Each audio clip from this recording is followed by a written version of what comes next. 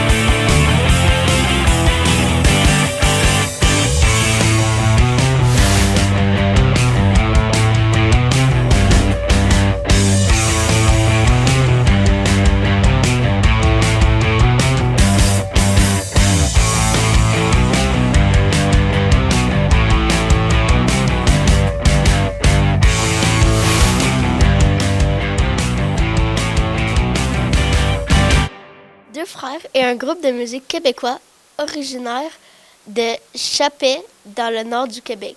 Le duo est composé des frères Éric et Sonny Cahouette. Le groupe débuta en 2008. Ils deviennent populaires avec leur premier album, Nous autres, paru en 2015, qui s'est vendu à plus de 115 000 exemplaires. En 2017, ils ont reçu un billet d'argent signant les ventes de 25 000 billets de spectacle. Leur second album, La Route, paraît en novembre 2017 et rapidement, il est certifié disque d'or, soulignant la vente de plus de 40 000 exemplaires vendus. Ils ont remporté à deux occasions le Félix dans la catégorie groupe ou duo de l'année en 2016 et 2018. Ils ont aussi gagné le Félix dans la catégorie album de l'année pop en 2016. En 2016 et en 2017, ils ont été les artistes francophones les plus diffusés à la radio au Canada. En 2007, le groupe tourne à l'échelle nationale, passant notamment par les Francopholies de Montréal.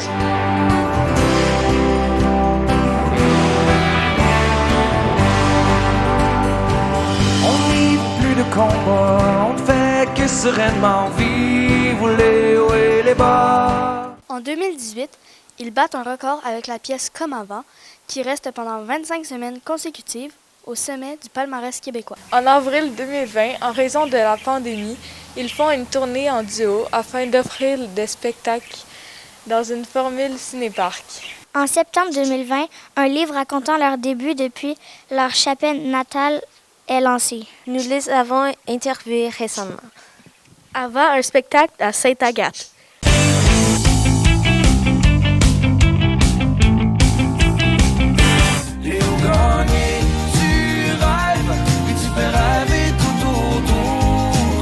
C'est pour le soleil que tu cours. Léo Gagné, tu vis comme tu l'as toujours espéré. Moi, ça me donne le courage d'avancer. Pour ce qui me tient à cœur, moi, je vais bûcher. Comment étiez-vous, jeune enfant? Moi, j'étais un enfant quand même assez tranquille. Je faisais pas beaucoup de vagues. Puis j'étais quand même le plus rebelle, si on veut, des 4 enfants chez nous, mais j'ai jamais rien fait de très grave. Là. J'ai un enfant plutôt normal. Un peu de prison, mais sans plus. Non, pour vrai, moi, j'étais un enfant plus turbulent.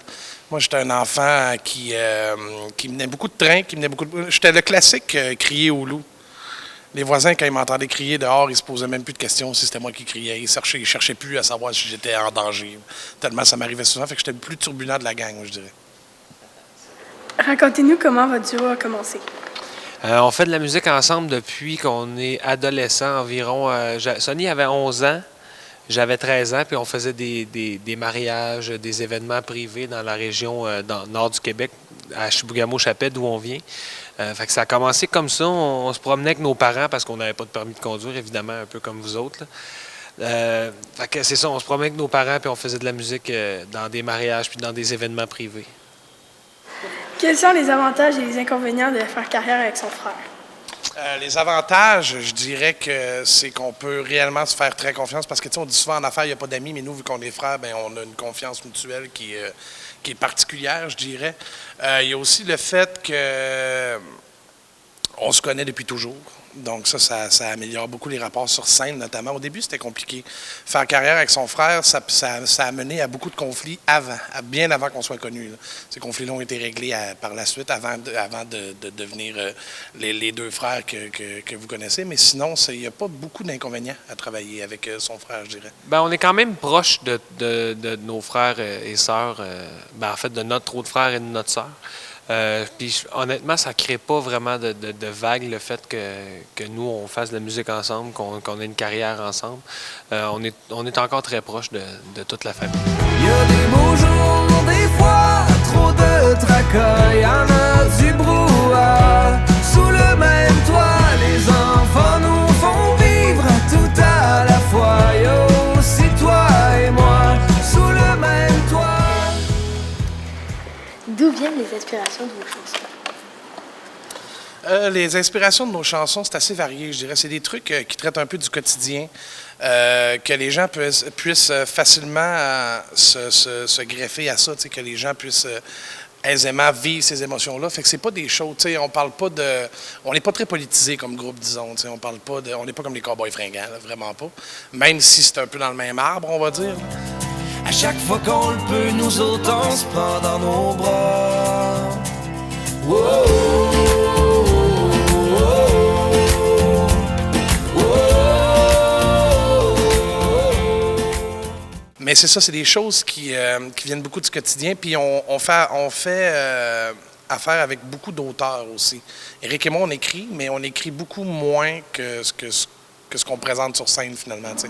Fait qu'en ayant accès à beaucoup d'auteurs comme ça permet de donner de la variété au niveau du son puis au niveau des paroles. Mais c'est tout le temps un noyau très, très central qui tourne autour de la famille, les amours, les amis, tout ça. C'est des choses vraiment qui traitent de la vie de tous les jours.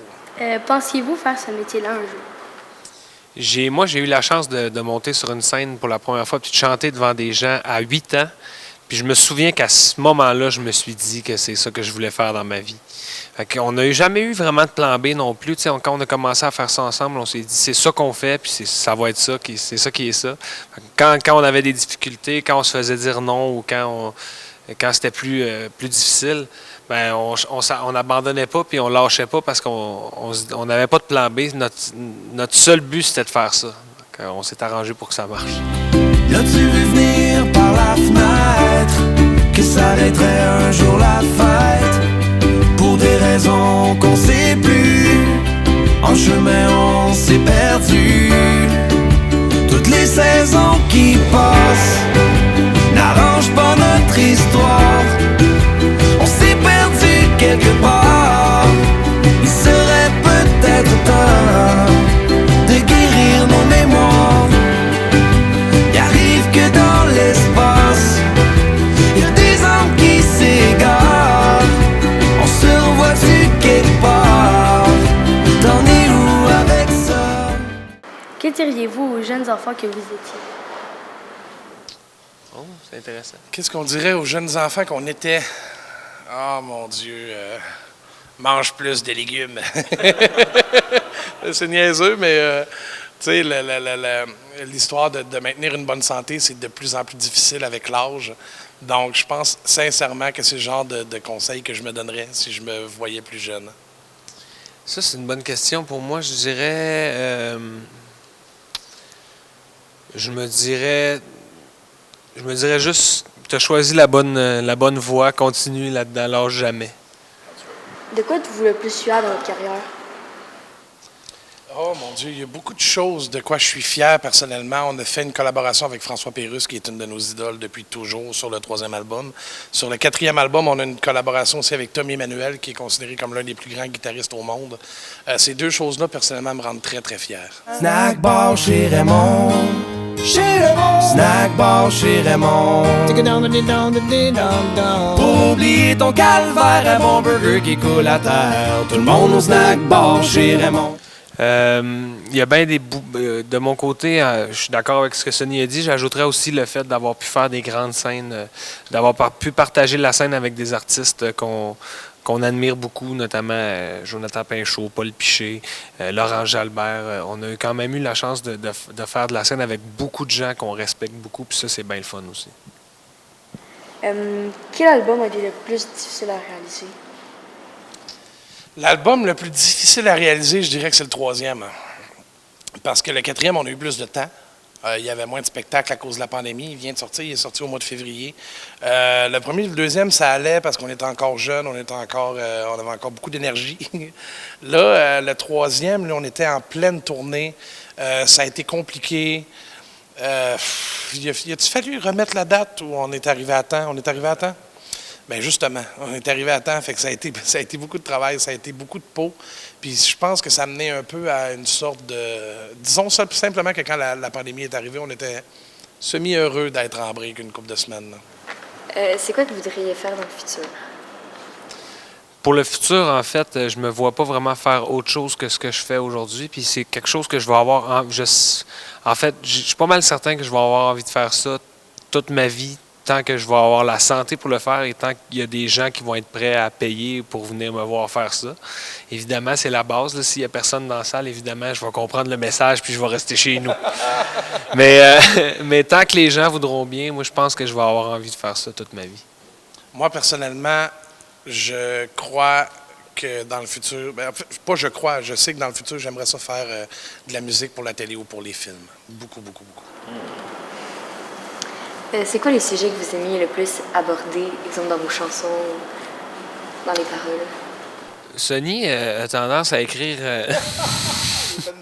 des chansons de peine d'amour. Il y a des chansons. Il faut dire qu'on a 4 albums, mais on a quand même écrit pas tant de chansons que ça sur ces 4 albums-là. Il y a beaucoup de gens qui écrivent des chansons pour nous. Mais quand Sonny part sur une chanson, souvent, c'est après une peine d'amour. Fait que... C'est pas parce que j'aime particulièrement écrire là-dessus. Parce que si je pouvais m'en passer, je m'en passerais. Là, ce serait ça, mais je sais pas. Ça serait ça. Il y a des beaux jours, des fois, trop de tracas. Il y en a du brouhaha. Sous le même toit, les enfants nous font vivre tout à la fois. Il y a aussi toi et moi, sous le même toit. Cette semaine, à Scolaire Le Monde, Margot, la députée de Fabre, Joran, la députée de Laval-des-Rapides, ont participé à leur Parlement écolier. Chers députés, je vous souhaite la bienvenue chez vous, à l'Hôtel du Parlement, à l'Assemblée nationale. C'est la maison des citoyennes et des citoyens. Je m'appelle Aurèle Lavigne-Robichaud, Joséanne l'a dit, et dans la vie quotidienne, je suis directrice des communications à l'Assemblée nationale, mais aujourd'hui, je joue le rôle de lieutenant-gouverneur de la 24e édition, de la 24e législature, du Parlement écolier. Donc, vous serez appelés à jouer aujourd'hui un rôle que très peu de gens occupent dans notre société. Vous agirez en tant que député. Vous devrez représenter les intérêts des jeunes de votre génération. En tant que législateur, vous allez étudier, débattre et adopter plusieurs projets de loi qui touchent les élèves du primaire. Comme chaque nouvelle et chaque nouveau député, vous ressentez probablement un peu de nervosité. Moi aussi. Mais c'est aussi une grande fierté de siéger dans la salle de l'Assemblée nationale, communément appelée le Salon Bleu. Avant de commencer vos travaux, je vais vous inviter à prêter un serment. Afin de pouvoir siéger dans la salle de l'Assemblée nationale et en commission parlementaire, c'est obligatoire que chaque élu soit assermenté. Le serment, c'est un engagement des députés à servir la population québécoise et à respecter les institutions parlementaires. C'est un geste d'une grande importance parce qu'il officialise l'engagement du député envers les citoyennes et les citoyens du Québec. Je vais donc vous inviter à répéter après moi chaque phrase que je vais dire prochainement. La première phrase que vous allez devoir répéter, c'est « je » avec votre prénom et votre nom. Donc, si c'est pour moi, ça fait « je, Aurèle Lavigne-Robichaud ». Mais je m'attends à ce que ce ne soit pas le même nom pour tout le monde ici. Donc, allons-y. « Je », prénom et nom. Déclare solennellement que j'exercerai mes fonctions de député du Parlement écolier 2022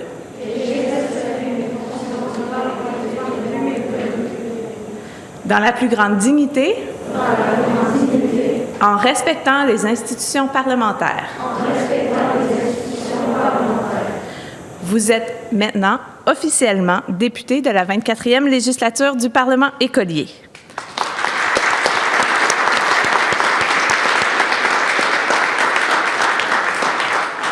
Vous avez participé au Parlement écolier. C'est quoi le Parlement écolier?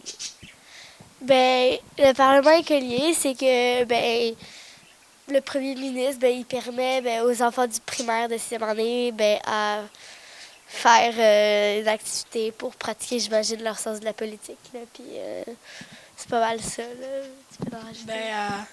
À comprendre c'est quoi un rôle de député au Québec, là, puis de vraiment voir comment ça se passe là, au Salon Bleu. C'est des élèves de 6e année partout au Québec qui ont participé à ce projet-là. Oui, c'est ça. Là, puis ça venait dans toutes les régions du Québec. Là, puis on pouvait discuter de certains projets. Comment avez-vous fait pour être choisi pour le Parlement écolier? Dans le fond, c'est simple. Au début de l'année, il fallait faire des élections pour les présidentes de classe. Là.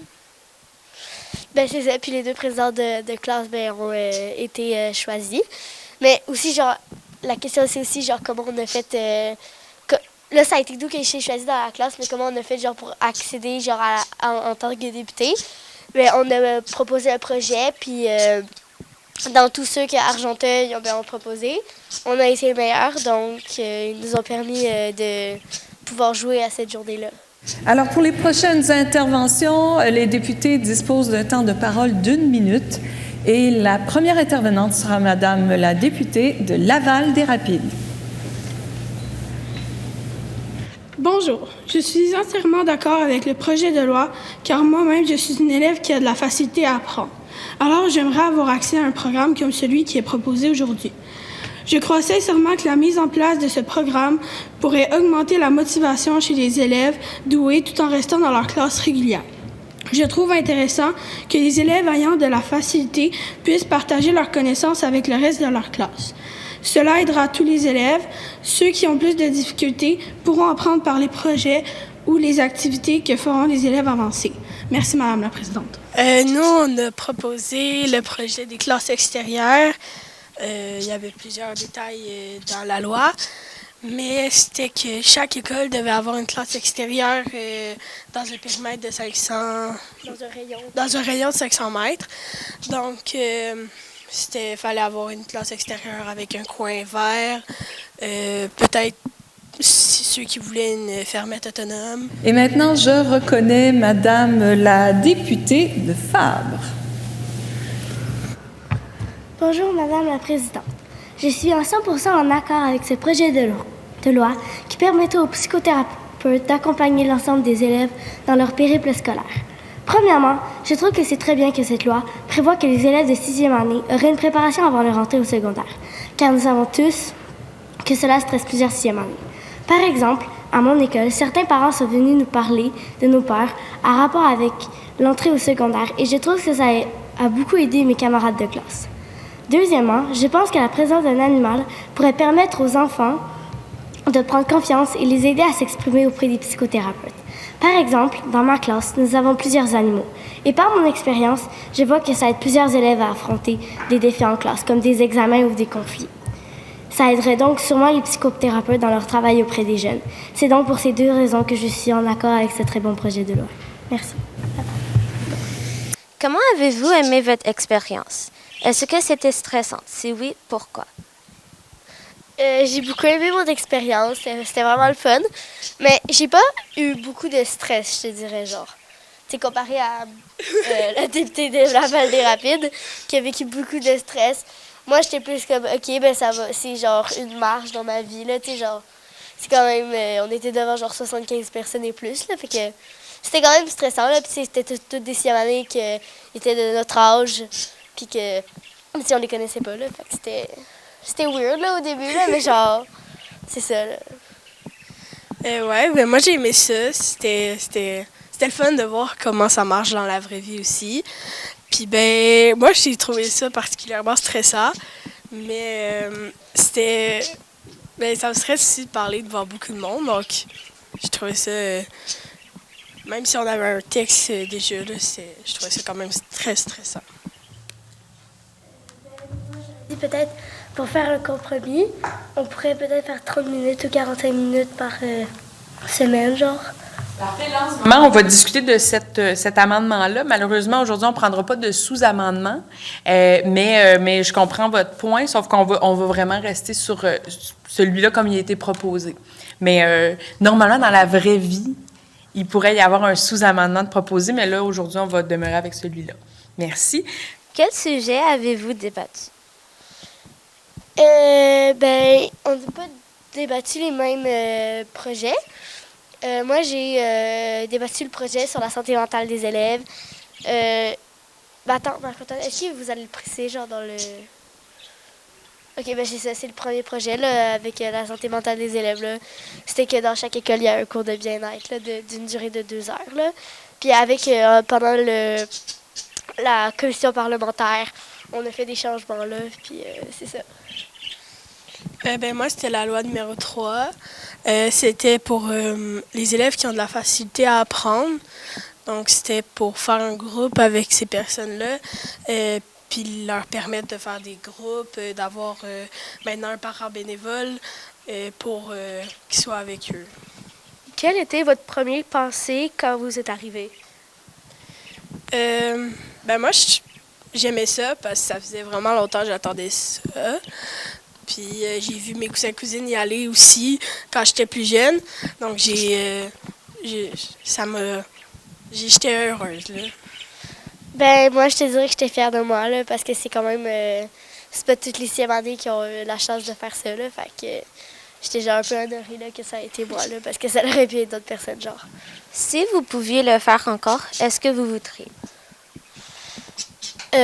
Oui, j'aurais aimé ça, mais j'aimerais ça être encore plus impliquée que la dernière fois, genre, parce que, je sais pas, c'est ça, là. Moi, je le ferais, mais on dirait que je me dirais de plus foncer, puis de moins d'être gênée, puis tu dis ton opinion, puis tu sais, parce que là, c'était la première fois, c'est sûr qu'on était un petit peu plus gênés, on n'osait comme pas trop parler. Fait que là, je dirais plus, vas-y, durant la commission, parle, apporte tes changements, puis amuse-toi, là. Avez-vous déjà pensé dans votre vie que vous irez là-bas? Non. Moi, c'est sûr que je connaissais pas trop ce programme-là avant. Mais non, j'avais vraiment pas pensé à ça, là. Moi, je savais pas que ça existait, là. Fait que j'imagine que ça facilite mes pensées, là. Genre, je savais pas c'était quoi, genre. Mais si je l'avais su, c'est sûr que j'aurais espéré, genre. Est-ce que vous voudriez être policienne plus tard? Non. Parce que j'aime pas ça me chicaner. Puis, je sais pas, là, des fois, genre, faut parler fort ou bien des fois, faut mettre notre opinion à point, là, mais c'est pas trop mon truc, là, genre, je suis pas bonne, genre. Ouais, un peu comme Margot, moi, je pense pas que ça serait quelque chose qui me rejoindrait vraiment en tant que personne, mais je pense que, genre, c'était cool, là, de voir comment ça se faisait dans la vraie vie, mais je pense que pour en faire un métier un jour, je penserais pas que ça irait jusque-là.